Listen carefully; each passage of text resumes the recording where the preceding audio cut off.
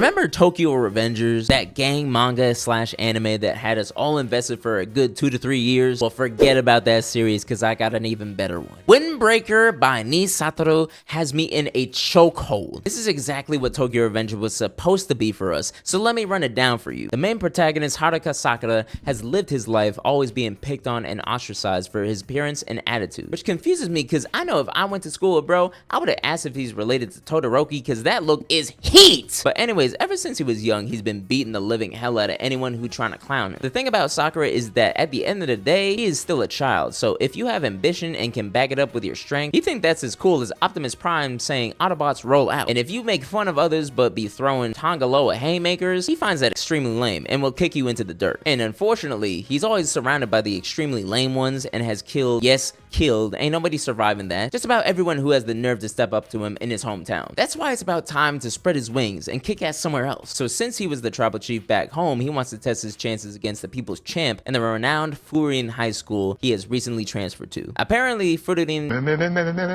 Should I be saying like Furin or like Fururin? Because they be saying like Fururin in the anime. I'm gonna say Fururin. Apparently, Fururin has the strongest and most reputable gang in the country. I don't know if it's that well known, but just know he's setting his sights high. Do you know how much Black Air Force energy you gotta have to transfer to a whole different school that literally the whole gang attends just to knock the top dog's teeth out? I don't even know if that's Black Air Force energy. That just feels stupid. But you know who else stupid? This group of cats harassing this young lady, just trying to get by. Should've known the way that she responded that she either one, has friends that can kill you, fact, or probably got a gun or taser, probably a fact.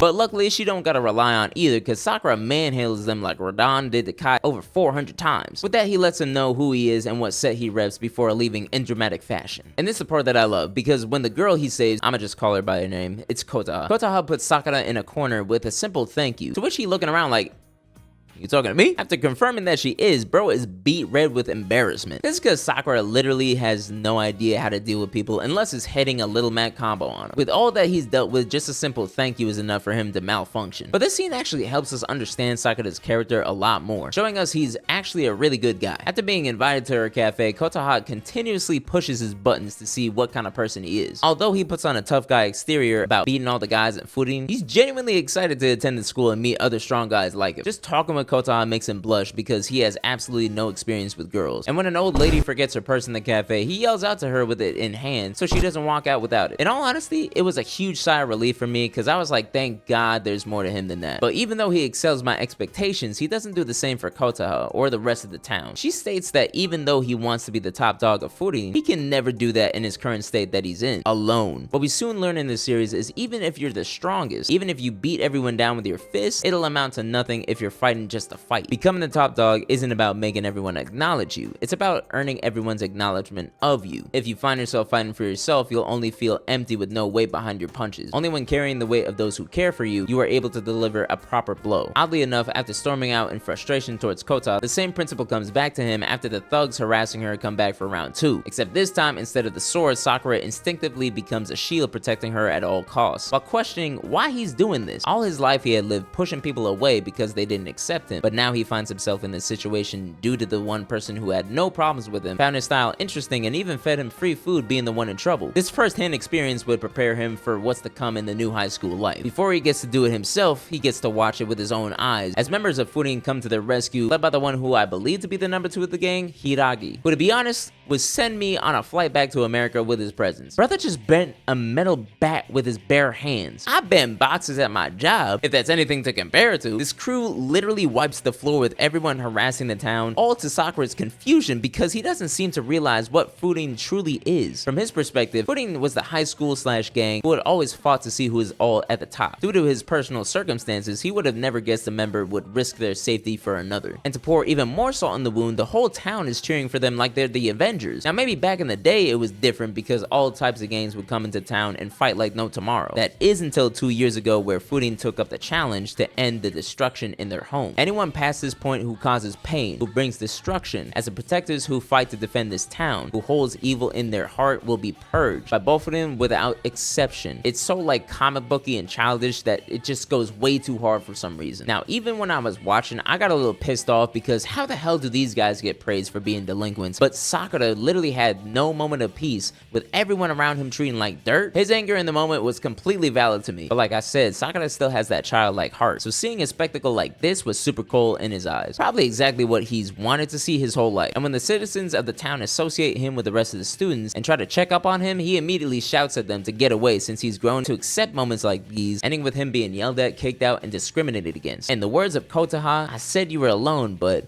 I can tell you're not alone because you want to be. Bars! And it's nothing but facts, because once you actually see Sakura around people who don't care about his past or appearance, that man can't help but blush like crazy. All things considered though, he definitely has a problem getting along with everyone since he's hella awkward, but he's again reminded that he doesn't have to go at it alone. There are about 4 peers in Sakura's class that I genuinely care about. Number 1 is the guy he first meet at Kotaha's cafe, Akihiko Nire. When we first see Nire, this man dripped out head to toe like a pimp named Slickback. And to be honest, I thought bro was one of those characters where they're extremely goofy but can kick you into next Thursday if you insult the shoes. Turns out I was so wrong. Nire quite literally has no business being a part of fooding. The only validation for him coming is that he knows literally everyone who attends. What Nire lacks in strength, he vastly makes up for in knowledge. The moment a new character shows up on screen, we literally all wait for bro to take out his little book, because we about to get a whole rundown. Age, height, weight, blood type, previous school, hobbies, fingerprints, DNA, he's got it all. So off rip, I'm thinking I won't like this guy and will probably find him annoying, but again,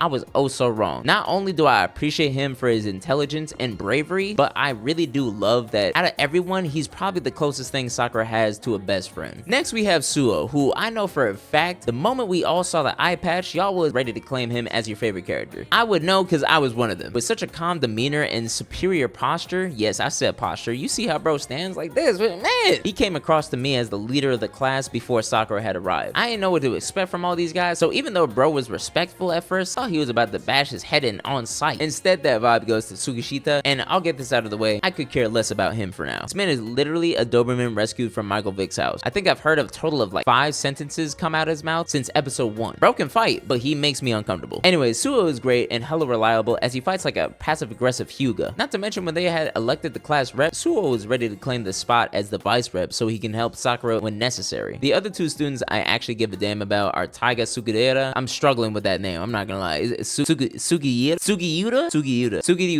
Okay. And Mitsuki Kiryu. 2 people I consider complete opposites, but come together for pure entertainment. First off, the moment I saw Taiga, I'm obviously like, okay, when is he gonna say something? He's obviously important, like bro got a tangerine fro doing pull-ups on the windowsill, but the moment where I knew I messed with him was when he essentially took the role of the series Toto. What's your style? Immediately had me ready to clap my hands, because off of that, you can tell this is a man amongst men. Not to mention when he fights, he says he usually lets his opponents take the first shot so he can show him his stuff after. That goes unnecessarily hard. Now the second guy, Mitsuki is actually who I expected Nire to be. Extremely flamboyant and can kick ass when he wants. At first I thought I would be annoyed the way he speaks and his nonchalant attitude, but I think that makes him even better considering his kind heart. The moment he saw a group of guys harassing a young girl, he didn't think twice before striking and getting her to safety. I would have expected a character like that to think that's too much of a chore, but he even gets up in Taiga's face for coming across as scary to her when he's trying to make her feel comfortable. And to bring it all home, when they were fighting against the harassers, they all watched each other's backs and made sure each one was doing their part as well as protecting the weak, courtesy of Suo. When he told Kiryu not to worry about the girl because he's there, that was so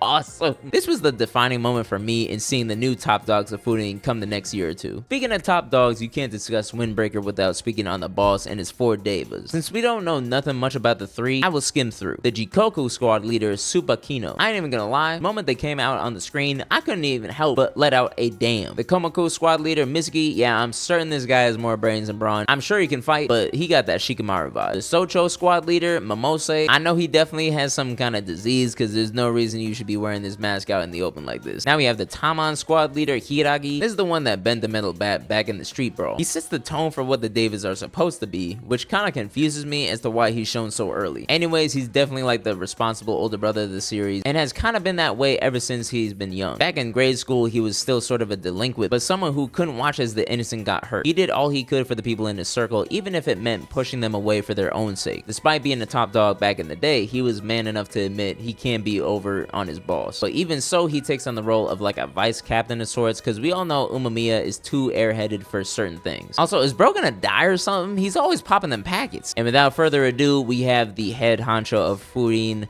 Hajime Umamiya. Now, when the anime first came out and we were consistently talking about Fuan High School, gangs, and top dogs, I was really curious to see how things were ran. In my mind, I really thought we were getting like a gang that belongs in Tokyo Revengers. And I'm not talking like Tomon, I'm talking like Valhalla, where everyone just on 10 the moment they walked into class. But the moment I saw everyone in class 1-1, besides Tsukishita, was treating Sakura and Nide, I immediately said to myself, he's one of those characters. And lo and behold, I was right, because the way that they first met the man in charge, all he could talk about was how happy he was that his plants and vegetables were growing well. A man who takes care of plants is an immediate green flag, ladies, just letting y'all know. But even though Umamiya is truly goofy and airheaded in nature, you could tell his aura exuded true leadership. The way he speaks, the way he moves, the way he simply calms others down makes you more and more curious about the guy. Everything he says has meaning, whether you misinterpret it or not, and it always sticks to whoever he's talking to. Even when Furin and Lionshead were hosting Survivor Series, when he told Sakura to have a conversation through fighting, it couldn't be any more on the mark, as his fight with Togame was filled with so many emotions mixed with blood. It had me on the edge of my seat, but it's things like that that really make him my favorite character of the series, and I'm sure it'll stay that way for a while. I'm honestly trying to find something else to say, but I've been chatting for a minute. Oh yeah, do they even go to school? Like when they pulled up to the building, I was just like, ain't no way they got kids learning out here in the penitentiary. But it's been 13 episodes and the only person speaking on the loudspeaker is Umamiya, and I ain't seen one textbook open or bell rung. Are they even getting an education? Also, the action and animation is nothing short of amazing. I ain't seen fight choreography this good since Kakashi versus Obito. I know that's a lie, but I always gotta find a reason to bring that fight up again. Even so though, I be laughing whenever a fight scene happens because I'm sitting there like, ain't these kids like 16?